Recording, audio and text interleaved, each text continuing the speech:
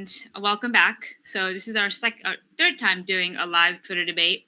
And to be honest, we're still testing this out. And basically, the whole premise for how this thing got started was I was having a conversation once with my friend Hasib, which turned into a TruStory style debate. So then we decided to just live stream that debate. And we got really, really good feedback from the last one. So we decided to keep going. And so here we are. And please keep the feedback coming because I read all your comments and DMs, and it helps me a lot in terms of understanding what kind of topics you care about and what you want to hear. So for those of you who might not know me, I'm Preethi. I'm the founder and CEO of TruStory. We're building a platform where you can have civilized debates about claims. And one of the things I stumble upon when I'm building this company is that the problem with this industry is not necessarily lack of truth, but lack of willingness to really have healthy conversations. Like there's this weird paradox in the crypto industry where everything is open and transparent and decentralized, but it's like plagued with closed-mindedness and toxic tweets. And instead of this ethos of let's explore this idea together, we seem to have like a let's argue attitude. And like whenever I look at people making claims on Twitter, I often feel like they're formed on what feels right instead of like a willingness to really explore this idea deeply together and ask questions and truly understand. And so I think like because the crypto industry is so nascent, it's really important to have these types of conversations. And there's so much noise and BS out there that like people are just looking for a place to just get accurate information. And we can't really get accurate information if we just can't even have a conversation. So I think like the whole purpose of these debates is to get out of this mindset of like being scared to talk about controversial claims and instead being able to express our ideas and have the freedom to think about these stuff, because if we don't have the freedom to think about it, we're not going to get to the bottom of it. And the point of this debate, again, is to just make sure that we can hear all sides of the argument and give people the opportunity to speak up and not say someone is right or wrong, but just really explore that idea and hear both sides of the argument so that you can decide for yourself what you want to believe. And so TruStory is really my contribution to making this type of conversation happen. And we're starting with these live debates and then a platform that we're going to be launching soon as well. And so today's debate is going to be about the claim that people have made in the past is Ethereum is centralized. And this is obviously a big claim, and it can be quite controversial because Ethereum doesn't want to be called centralized. Blockchains are not supposed to be centralized. But if we're going to make the claim that Ethereum is centralized, that we should take that seriously and figure out, okay, is it actually centralized? And instead of just debating with our feelings and emotions, I decided to break down this claim into like actually try to figure out like how can we actually measure how centralized or decentralized Ethereum is and talk about it in a more objective way. And I have my partner Paul here who's going to join me in this conversation and debate where we can break down this topic and really figure out, okay, how centralized is Ethereum? Is it centralized or is it not?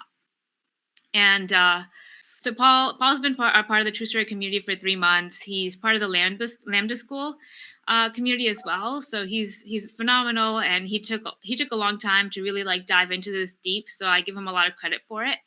And I'm just going to jump right in. Sure.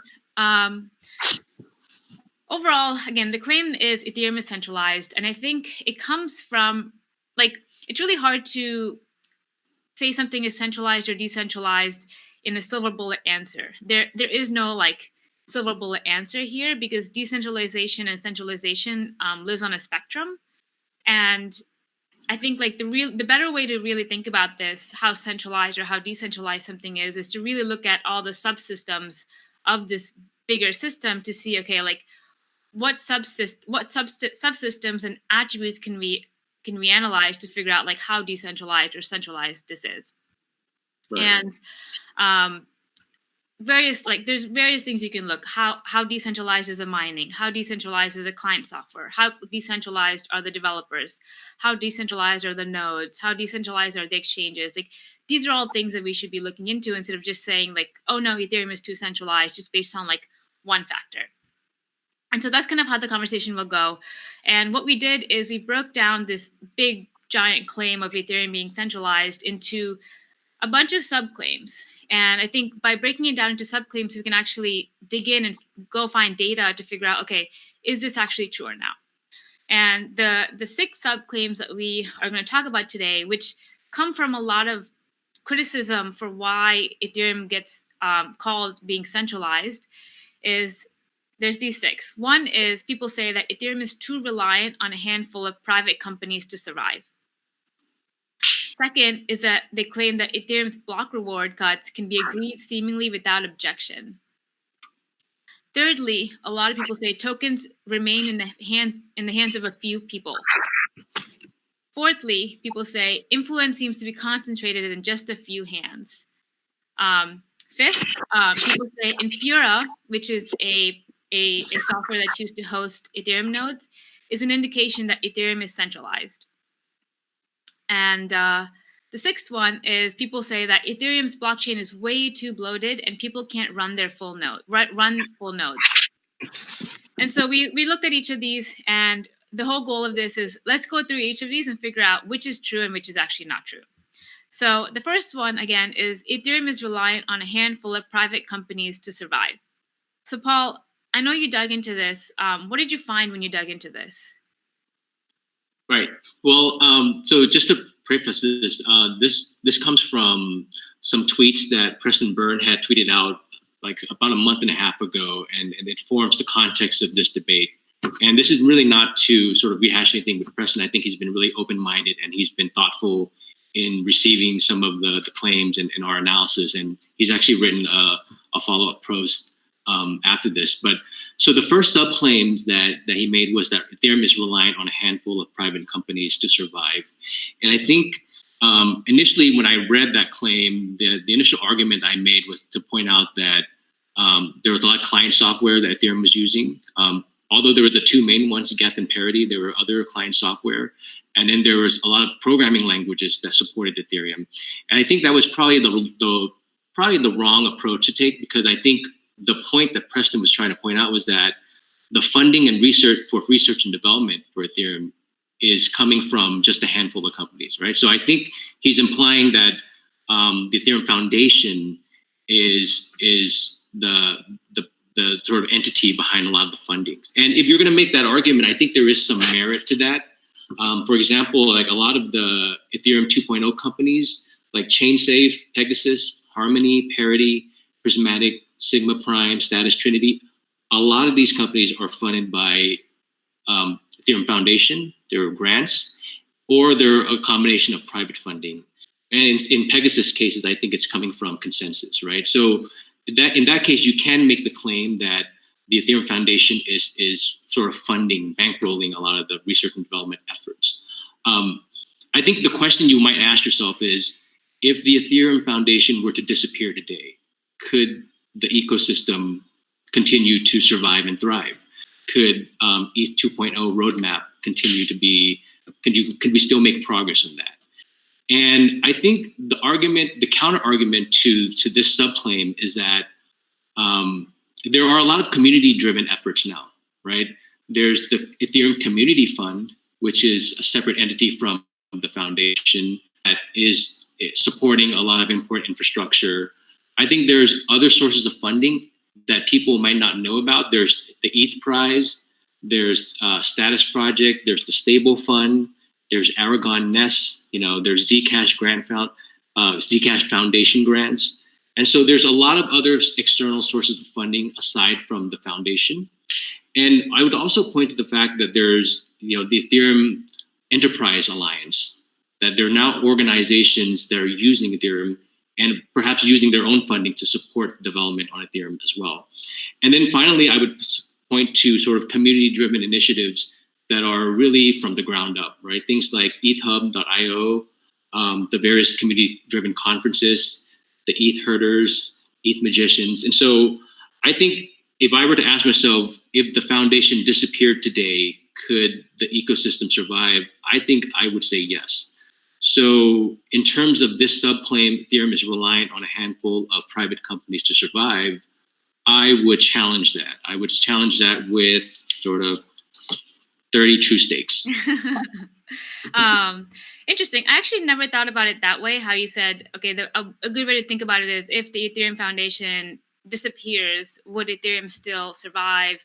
And based on the data you collected with the Ethereum Community Fund, Ethereum Enterprise Alliance, community initiatives, ETHub, etc., I think I'm not like 100% confident, but I'm fairly confident that because Ethereum is known to have a strong developer community, it has a chance of surviving, even if the Ethereum community, the Ethereum Foundation disappears. So I think I'm on the same page as you here, in the sense that I would challenge this claim and say I don't fully believe this is accurate.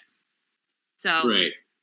I mean, a couple of years ago, the foundation might have had a stronger influence, but I think as the time goes by, I think it's less and less. Yeah, and to their credit, I think I think that I've noticed that they've tried to also do this, in the sense that they did get a lot of criticism for being too centralized, etc. And so some of the key people have tried to take a step back to not seem so centralized. So I think there's an effort, at least, to try to be more decentralized. And again, because of the community that Ethereum has fostered in a very interesting way, like I would argue that it has one of the strongest developer communities in the blockchain space. The developers themselves might come up and like try to make sure that Ethereum stays alive, even if the foundation dies. Right. Right. But that's kind of the first claim. So the second one that we're going to dive into is, can block rewards really get cut with seemingly no objection at all from the Ethereum developer team? So I'll let you dive into this, Paul, and then we'll come back and see whether we agree or disagree with this claim. Right. So I would point to the fact that I think with the block reward cuts, I think it's part of Constantinople. There were, to my knowledge, right, and as an outsider, I'm not part of the Ethereum community. I'm an outsider, sort of interested and just collecting data like the rest of the community in TruStory here. I think there were 3 specific EIP processes that went into this decision to cut block rewards, which was the EIP 858, 123, and then 1295. And as far as I can tell, the EIP process itself is not an easy thing to arrive at a decision from that process. So someone has to make a proposal, then the developers get that proposal and will try to gauge community sentiment through various channels, through Twitter, through Reddit, through various discussion channels. And then there might even be a component of voting involved to see where the preferences are for the community. And once that's decided, then they make the decision. Then clients actually have to decide if they want to upgrade the software. So there's a lot of process involved before a decision actually gets made. I don't think that block reward cuts can be agreed, or any decision actually can be agreed without objection. So I would actually challenge this claim as well. I would probably put a stronger challenge, put like 100 TruStakes there. Yeah. And I'll add a little bit more context too here. I think I'm on the same page as Paul in the sense that I actually think sometimes the decisions take a little bit too long than they should. And I don't know if that's a good thing or a bad thing. That's just the nature of a decentralized system where there's no central party determining whether we should make this decision or not. And I remember one example specifically, which was when there was the Parity Hack, and I think about $200 million of funds were locked into a Parity wallet. And they were trying to decide whether they should hard fork the protocol to recover these funds or not. And I think that decision process basically, I mean, they didn't end up doing it, but the decision, like the thread around whether they should do it or not, was a 6 to 9 month long discussion. So I think that gives me a little bit of confidence that I don't think a hard fork or changes to block rewards just happen automatically without any objection. I think there is a process, and they at least try to hear out the community before they make any decisions together. So I think I too would would challenge this claim that there's no objection to just changing block rewards. That seems a little bit bogus. Right. So the next one we're going to dive into is this is an interesting one because people often claim that tokens remain in the hands of a few people with Ethereum. And I've seen many people make this claim, including people part of the Ethereum community itself. So Paul, why don't you tell us what you found when you dug into this, the data behind this? So yeah, this is a really interesting claim, and I think it stems from when I first read it from Preston's feed and in his subsequent article, I didn't quite understand where he was coming from, but I think I have a better context now. So the idea is that Ethereum had a pre-mine before their ICO, and there were a small group of people that might have been privy to this information, and therefore a small group of people may have access to tokens before their ICO, right? And so it's conceivable that a small group of people bought into Ethereum when it was very cheap, less than $1 per se, right? I don't know what the price was when they ICO'd. So in that sense, I think there is a claim there, but then to really take this claim to extend it further, to follow the logic, the implication is that these token holders can then therefore somehow exert influence, right? And I think this is related to the next claim, is that these token holders have outside influence on the system, and that they're able to, I think the term that's used is like price manipulation. They're able to manipulate the price. I don't really see evidence of that, especially over the last year, where throughout the bear market, I think Ethereum's price was affected just like everyone else. And the challenge that I had posed in the original analysis was that the Ethereum Foundation has given out grants or sort of dispersed money through 5 waves. Now, I guess my implicit assumption there was that the early token holders who may have had access to the ICO or the pre-mine are somehow associated with the Ethereum Foundation. I don't really have evidence for that, but I think I was just making the claim that if money is concentrated in a few hands at the beginning, I think over time it's been dispersed. And then also trying to put myself in the shoes. If I were part of this small inner circle that had access to it, would I want to hold on to money if I saw the price rise and then fall? Like at some point, I think it just would make sense. It would behoove you to sort of cash out along the way. I don't know how many people would be able to hold forever, right?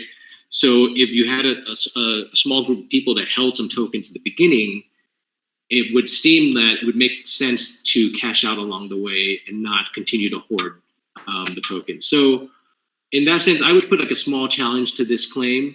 It could be valid that a small group of people hold tokens, but I don't see the connection between that and then saying that they somehow have outside influence, especially when we just talked about the EIP process that is really involved, and there's a lot of steps involved. So that's where sort of I'm sitting. How about you? Yeah, I mean, this is a really hard one for me, honestly, because I don't think there's good enough data on this. Like we've tried to dig in, and you can figure out how concentrated the wallets are and stuff, but it doesn't really tell you how concentrated the tokens are. It gives you some indication, but you don't know how many wallets someone's spreading their tokens across either. Right. So I think because of the lack of data, I have a hard time challenging this because I don't think we know whether it's not in a few hands. And the influence part is interesting because I agree with you, Paul, that they don't have influence in the sense that there is a process to make changes to the Ethereum protocol. There's core dev calls, everything is recorded, etc. But I think influence goes beyond that. It's maybe these token holders, because they have so much, even if they are scared that the Ethereum protocol, I'm just making a hypothetical situation here. Even if they're scared that the Ethereum protocol won't work, maybe they might sell a narrative that it is because they do own those tokens. So that kind of influence, I can't say they don't have, right? how do we know that someone who has a lot of tokens isn't propping up and keeping the narrative of Ethereum high, just to make sure that their tokens don't go to zero? And so personally, I think while I agree that influence from a protocol change perspective is not possible by these token holders, I think influence from a narrative perspective is still possible. So I'm actually gonna back this claim, just because I want more data before I can say like, no, this is absolutely they're free from jail. They don't have influence. So yeah. That's a fair point. I think the idea that token holders can prop up a narrative, I don't know how easy that is. Like, so suppose Ethereum was a corporation, a private corporation, then I think if you're a majority shareholder, you certainly can influence what is released through the PR of the company. You can influence voting decisions at the shareholders meeting, right? But with Ethereum, I think because it's a network, because it's permissionless, it does feel like it's a little bit harder to exert that kind of influence. But it's a fair point. We could probably use more data. Yeah, and I think like I agree with you that people have been trying to make an effort to either find this data or at least like prove that they're making an effort to make concentration less concentrated. But until I have more data, I'm going to back this claim. So the next one is this is another interesting one. Infura is an indication that Ethereum is centralized. So for those of you who don't know what Infura is, think of it as AWS for Ethereum. That's the best analogy I can make, because basically if you're building a dAPP, you need to run Ethereum nodes. So you need to manage Ethereum nodes so that you can validate and sign transactions and get throughput to your dAPP. Running an Ethereum node is not easy, and it costs money, and it's basically like running, when you have an application, you need servers, and so you use AWS. So Infura is basically the AWS of the decentralized world today. And Infura, I think, is funded by Consensus. Is that right? Yeah. Okay. Yeah. Infura is funded by Consensus. So the notion is that most of the dApps today are using Infura because Infura makes it much easier to run your Ethereum nodes than trying to do that yourself. It's like, why do startups no longer try to manage their own servers? It's because AWS makes it so easy. So same analogy here. Infura makes it really easy for a dAPP developer to manage their Ethereum nodes. So because of a lot of the dApps are using Infura to manage their nodes, the claim here is that that's a central point of failure, because if Infura goes down, all these dApps go down. So what did you find when you dug into this, Paul? Well, I think there are some alternatives that are being developed to Infura, like dNode, there's dAPP node, there's VIP node, and there's a push to make it easier for people to run light client or light nodes. So I think there is a movement to sort of change that. But this is a fact that the community, I think, recognizes this. And so I would back this claim that I agree with Preston here that Infura is an indication that Ethereum is centralized.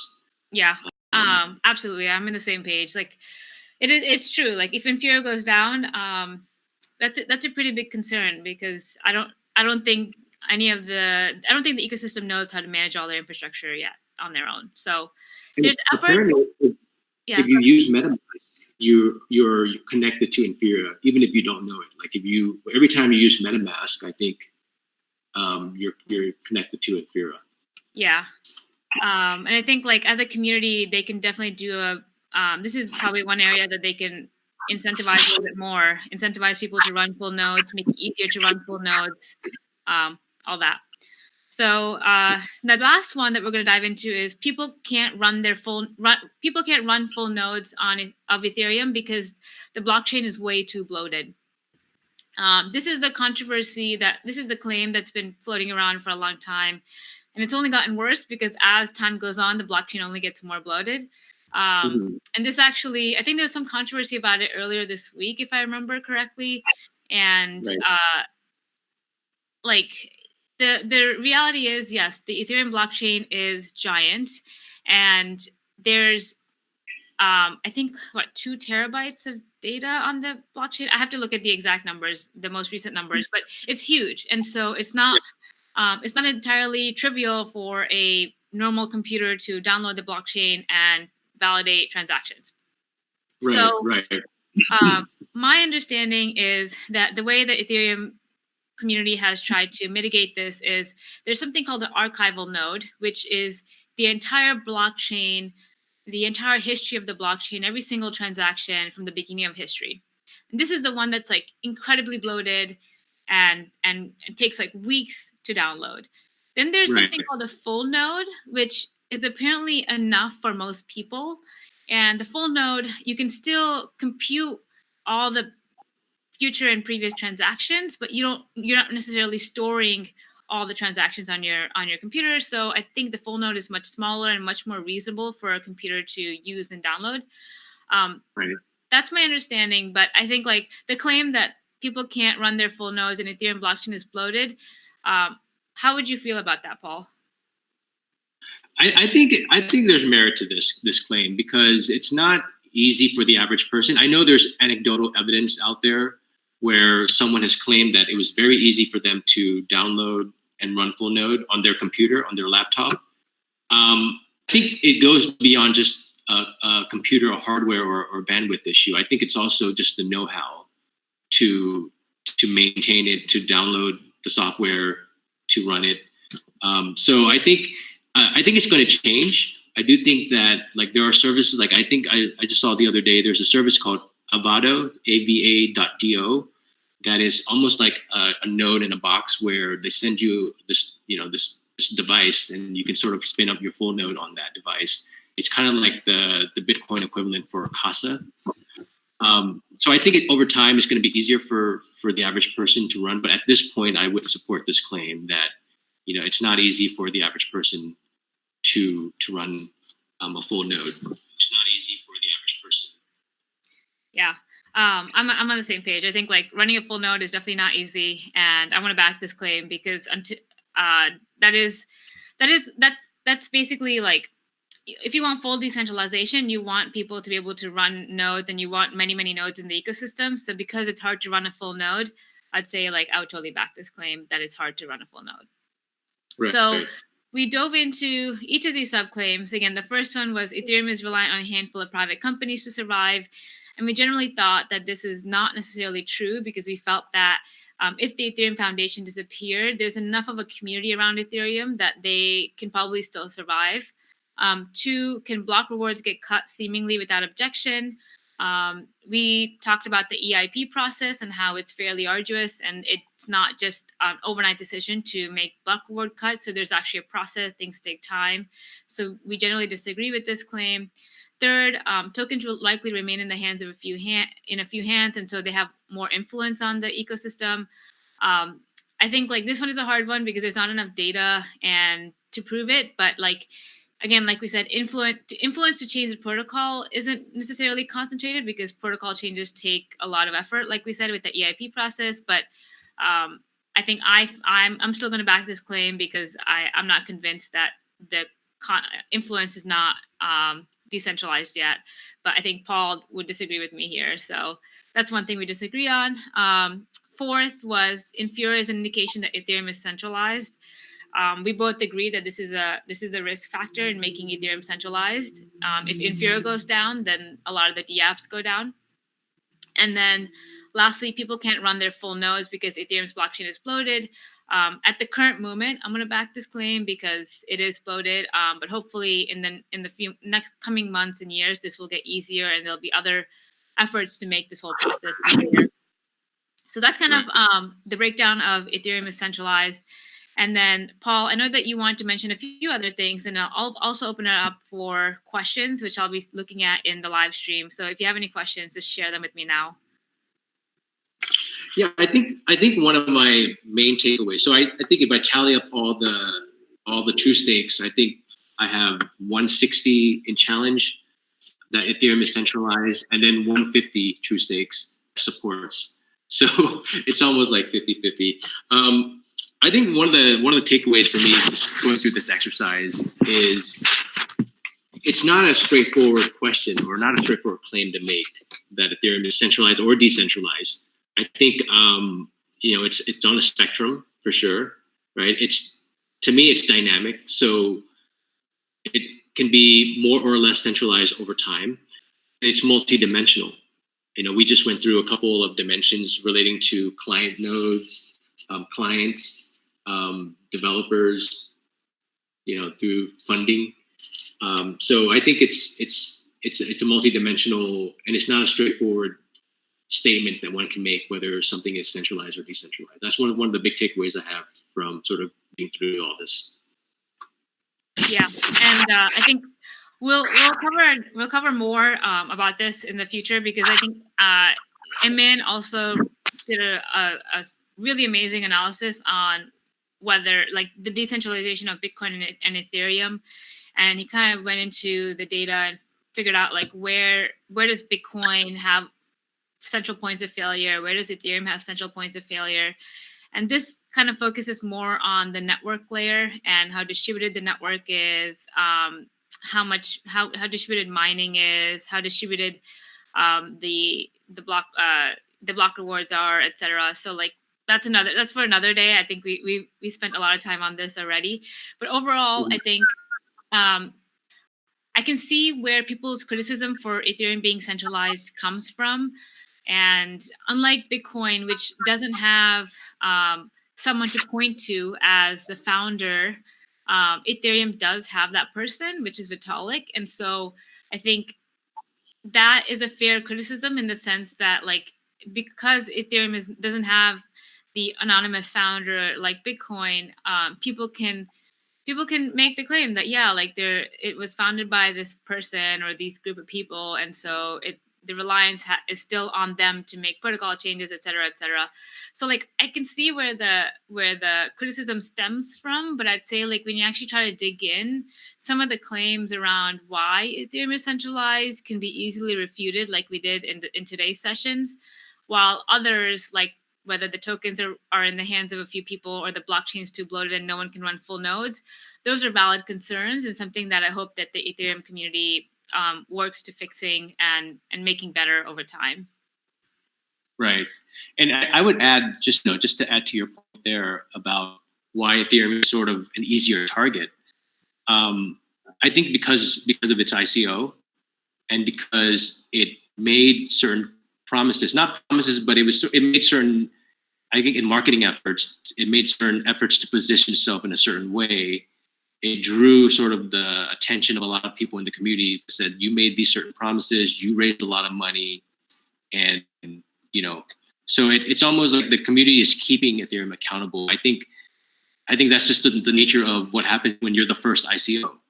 I don't really fault them for that, because I don't know how many other crypto networks could launch itself the way Bitcoin did, where it was a specific sort of circumstances and then the founder disappears. I don't know if it's fair to expect that from other crypto networks. Yeah, no, that's a really good point. I think Bitcoin is lucky in the sense that it did launch at a really good time in history, when there was a lot of loss of faith in institutions, banks, etc. And it didn't have. It was one of the first cryptocurrencies, so it has a time effect to it, the network effect that's growing over time. But yeah, like I think now that we know what blockchains are, and now that we're 10 years ahead of that, like I don't know how a similar network can be launched again. I think Grin, or which one was the one that didn't have, is people with is it Grin or the other one? Grin? I think so. Mimble or Grin. I forget which one is the one with all anonymous developers, but I think like there's efforts to try to make this possible. But I argue that Bitcoin has a time advantage, and I'm on the same page. I don't fault Ethereum for doing an ICO, but it did put them in this weird position where they did the ICO and now they have to deal with the ramifications of it, I think. And I think they're definitely trying to get there. And I think it'll just take time for them to solve some of the other issues we talked about, like making the blockchain less bloated or finding solutions to make full nodes, running full nodes easier, getting off the reliance on Infura, and stuff like this. So that's the wrap for this. And thanks for joining, and we'll do the next one soon.